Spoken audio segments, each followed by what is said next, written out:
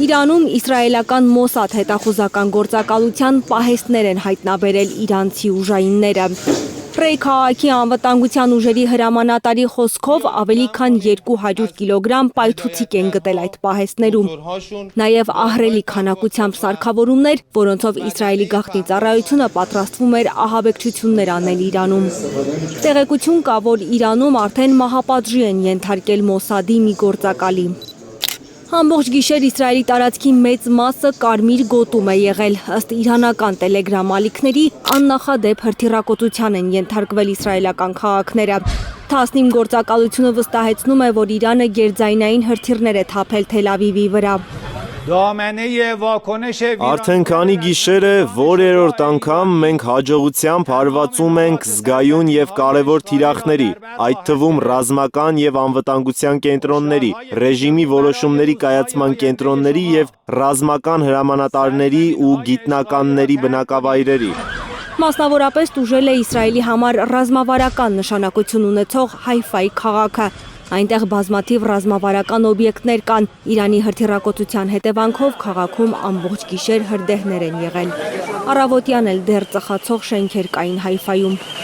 5 զոհի ու ավելի քան 90 վիրավորի մասին է հայտնում իսրայելական կողմը։ Փլատակներում դեռ զոհերի ու վիրավորների են փնտրում փրկարարները։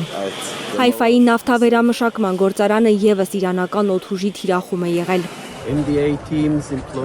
Մեր փրկարարական թիմերը և կամավորները բուժօգնություն են ցուցաբերում վիրավորներին։ Նրանց մեծ մասը թեթև վնասվածքներ է ստացել, ցավոք զոհեր էլ ունենք։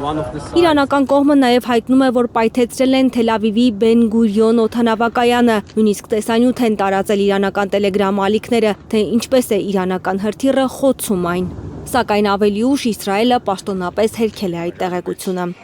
Իրանական հրթիռների բեկորները հասել են նաև Թել Ավիվում ԱՄՆ դեսպանատուն, տուժածների մասին տեղեկություն չկա, դիվանագիտական ներկայացուցչությունը ժամանակավորապես փակ է։ Իրանի զինուժը վստահեցրել է, որ շարքից հանել են իսրայելական հոբ համակարգեր։ Ըստ իրանցիների, Իսրայելի արձակած որոշ հրթիռներ ընկել են իսրայելական բնակավայրերի վրա։ Բայց իրանական քաղաքներում էլ ծանր դրություն է։ Հազարավոր իրանցիներ մեքենաներով զանգվածաբար լքում են Թեհրանը, քաղաքում կիլոմետրանոց խցանումներ են։ Իսրայելը ռազմական գործողությունների առաջին օրվանից թիրախում է պահում Իրանի մայրաքաղաքը։ Այդ երկրի առողջապահության նախարարությունը հայտնում է, որ ավելի քան 220 զոհ ու 1220 վիրավոր ունեն։ Անցած գիշեր Իսրայելը օդային հարվածներ է հասցրել Իրանի արտգործնախարարության շենքին։ Տեսանյութում երևում է, որ կոտրվել են ապակիները, ավերածություններ կան շենքի ներսում։ Իրանական կողմը նշում է, որ դիվանագետներ են տուժել։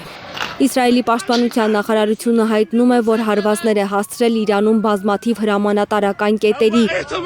Իսրայելցիները պնդում են, թե Իրանի զենքի արտադրության օբյեկտներին հարվածելու առաքելությունը ավարտվել է։